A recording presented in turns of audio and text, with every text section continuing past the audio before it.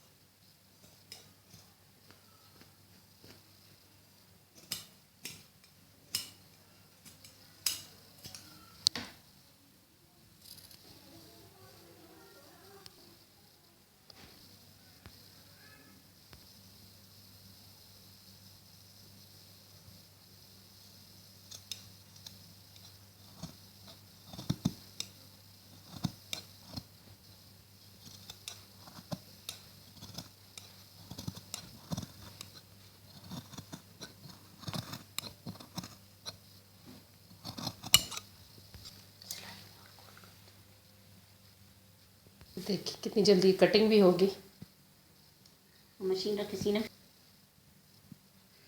ये बाजू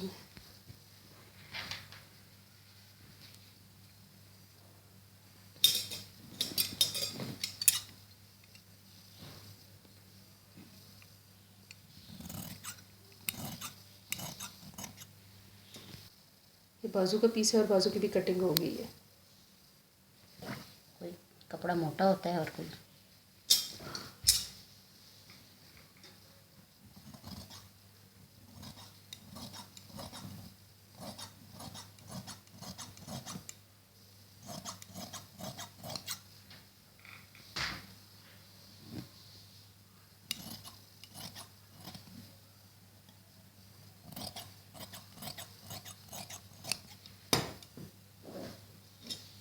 देखिए बाजू की कटिंग भी होगी।